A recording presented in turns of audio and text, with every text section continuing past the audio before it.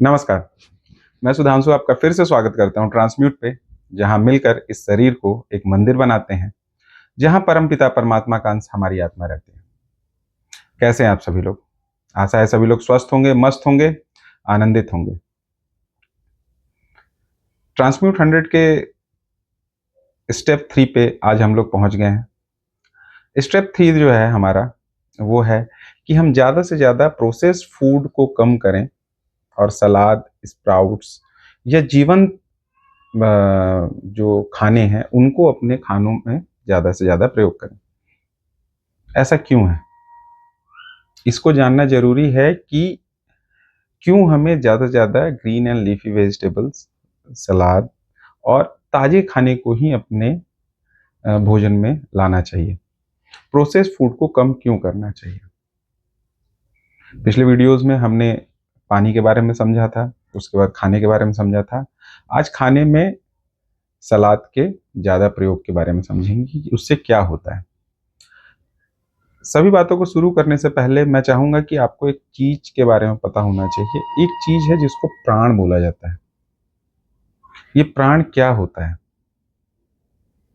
इसी को चाइनीज़ और जापानीज़ लोग ची के नाम से बोलते हैं।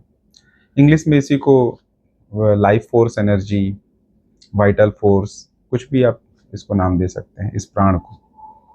ये प्राण एक्चुअली होता क्या है? इसको समझना बहुत ज़रूरी है। आपको क्या लगता है कि आप जो ये साँस ले रहे हैं, क्या ये हवा अंदर-बाहर जा रही है आपके शरीर पे? बस यही है साँस में, या इसके साथ कुछ और भी जाता है? अगर हम ये देखें कि अगर हमारे साँस लेने से केवल हवा अंदर-बाहर जाती है, तो फिर एक मुर्दा शरीर में अगर हम लोग वेंटिलेटर के थ्रू हवा अंदर और बाहर करते हैं, तो क्या वो जीवंत हो जाता है? नहीं ना।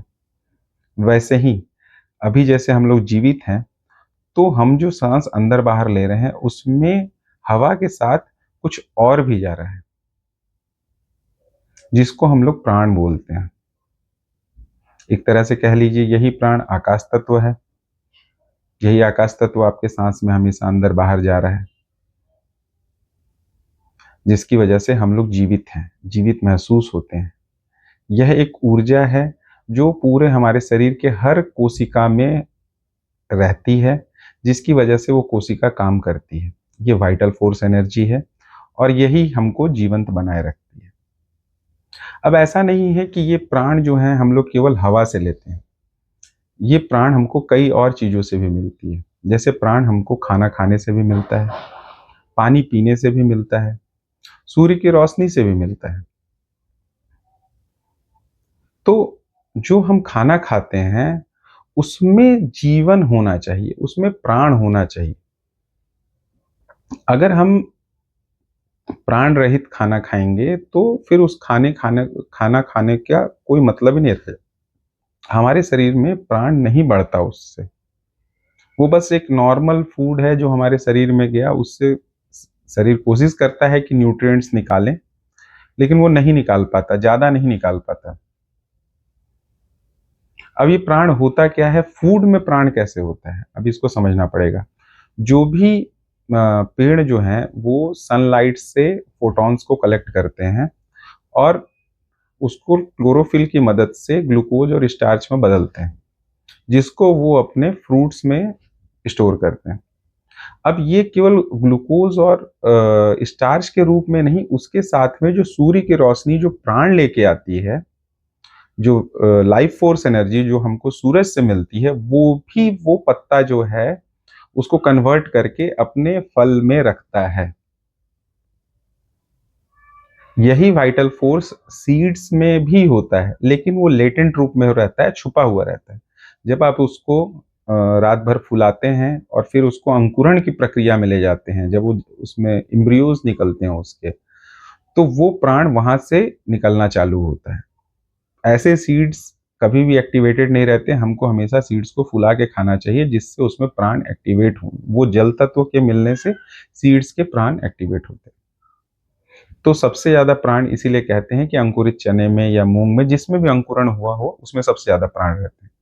उसी तरह से ताज़ा-ताज़ा जो फल अभी तुरंत जो पेड़ से टूटा हुआ है, उसका टेस्ट आपको खाने में एकदम अलग ही लगता है, क्योंकि उसमें प्राण की मात्रा सबसे ज़्यादा होती है, इसीलिए आपको टेस्टी लगता है। अब आप उसको कुछ दिन तक अगर घर में रखे रहें, धीरे-धीरे करके उसका टेस्ट बदलने लगता है। डे बाय डे क्या, पेड़ से टूटने के थोड़ा देर बाद से ही उसका जो टेस्ट है वो धीरे-धीरे करके बदलने लगता है। जितना ताज़ा फल या सब्ज़ी हम खाएँगे, उतना ज़्यादा उसमें प्राण रहेगा। कुछ सब्जियों को हम कच्चा नहीं खा सकते क्योंकि उनका टेस्ट वैसा रहता है, इसलिए हम उसको पकाते हैं। पकाने के माध्यम से उसका प्राण धीरे-धीरे करके कम होता जाता है। ये भी डिपेंड करता है कि आप किस मर्तबान में, किस बर्तन में उस सब्जी को बना रहे हैं। उससे भी जो है हमारा प्राण कम होता है। अब रही बात जंक फूड्स की। जंक फूड्स क्या होता है कि जंक फूड्स के लिए जो भी उसने जो मटेरियल यूज़ किया है, वो काफ़ी दिन पहले तोड़ा हुआ रहता है। फिर उसको वो प्रोसेस करते हैं, हीट करते हैं, जिससे उसका प्राण ऑलरेडी कम हो चुका रहता है। उसके बाद उसको प्रिज़र्व करके रखते हैं काफ़ी दिन तक फ्रिज में, और वो धीरे-धीरे करके उसका प्राण धीरे-धीरे करके कम होता ही जाता है। इसीलिए प्रोसेस्ड फूड को हमको जितना हो सके कम से कम खाना चाहिए, जिससे कि हमारे शरीर में हमेशा प्राण की उपलब्धता बनी रहे। जितना ज़्यादा से ज़्यादा हम लोग सलाद खाएँगे, ग्रीन एंड लीफी वेजिटेबल्स खाएँगे, उतना ज़्यादा हमारे शरीर में प्राण की उपलब्धता रहेगी। यही प्राण जो है हमारे शरीर को चलाने में भी मदद करता है। अब आप एक चीज़ नोटिस कीजिए कि जब आप फ्रूट्स खाते हैं, सलाद खाते हैं, तो उससे आपका शरीर हमेशा हल्का महसूस करता है। वो ऐसा क्यों होता है? क्योंकि शरीर को उसको पचाने के लिए अपने अंदर के स्टोरेज से प्राण निकाल के उसको नहीं पचाना पड़ता। उसमें ऑलरेडी प्राण है, उसमें ऑलरेडी वो वाइटल फोर्स एनर्जी है, जिसके थ्रू वो ईज़िली डाइजेस्ट हो जाता है। जबकि प्रोसेस्ड फूड हम जब खाते हैं, पिज़्ज़ा, बर्गर, इस टाइप की चीज़ें लेते हैं जो हैवी टू डाइजेस्ट होती हैं, इसीलिए इसी वजह से, क्योंकि उसमें वो वाइटल फोर्स एनर्जी कम हो चुकी है, डिप्लीट हो चुकी है टाइम में। तो जब हम उस फूड को खाते हैं, तो हमको शरीर को उसको पचाने के लिए एक्स्ट्रा मेहनत करना पड़ता है। हमारे शरीर में जो हिडन मतलब जो लैटेंट वाइटल फोर्स है, जो हमको जीवंत बनाए रखता है, वो अपने स्टोरेज से लेके फिर उसको पचाने में पचाने के लिए यूज़ करता है। जिसकी वजह से हमको उन फूड्स को खाने के बाद हमेशा थकावट महसूस होती है और हम कम एनर्जेटिक महसूस करते हैं।